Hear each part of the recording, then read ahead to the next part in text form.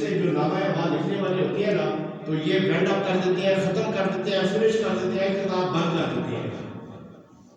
تو جب نامہ اعمال لکھنے کی کتاب بھی بند ہوگی پھر ہمارے لیے کیا کریں؟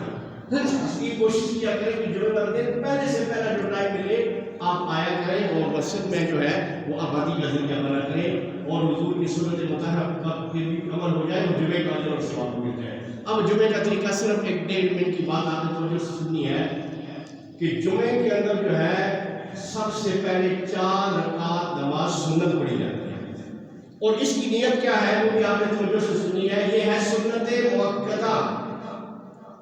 تو نیت میں نیت کرتا ہوں 4 رکعت نماز سنت مؤکدہ جمعہ کی. اب یہ جتنی چاہے فرض ہے، چاہے نفل ہے، چاہے سنت ہے، اس میں نیت ہم نے جمعے کی ساتھ کرنی ہے. تو اب ہم نے کیا بولا ہے کہ اس میں اول جمعہ سنت مؤکدہ کی نیت کرتا ہوں. اب اس کے بعد پھر امام 2 رکعت نماز فرض جمعہ پڑھاتا ہے، وہ پڑھتے ہیں. اور یاد رکھیے جو خطبہ امام دیتا ہے نا، یہ 2 فرض کے قائم مقام ہے. یعنی بندہ جمعے کا خطبہ سنتا ہے تو 2 فرضوں کا ثواب ملتا ہے، 2 فرضوں کا ثواب ملتا ہے. اب 2 فرض پڑھ دیے، اس کے بعد جو 4 سنتے ہیں وہ بعد جمعہ، 4 سنتیں بعد جمعہ سنت مؤکدہ یہی ہے.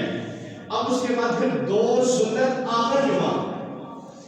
اس کی نیت بھی سب جمعے کے کریں گے، یعنی زور کی پیشی نماز میں نیت نہیں ہوگی، یہ جمعے کی نیت ہوگی. اس کے بعد پھر 2 رکعت نماز نفل جو ہے اس کی نیت بھی یہ ہوگی کہ میں نیت کرتا ہوں خاص طور سے اللہ کے پڑھنا پیچھے امام کے وقت جمعہ کا کریں گے. اگر بندہ جمعہ میں نہیں بیٹھ سکا یا نہیں پڑھ سکا پھر وہ اپنی نماز پڑھے گا، وہ زور کی نماز پڑھے گا. یہ جو ہے یہ جمعے کے اندر یاد رکھیے سنت مؤکدہ جو ہے، جو بندہ جان بوجھ کے کسی شرعی عذر کے علاوہ اگر وہ چھوڑ دیتا ہے وہ گناہگار ہوتا ہے. تو اب ہمارے یہاں کیا ہوتا ہے کہ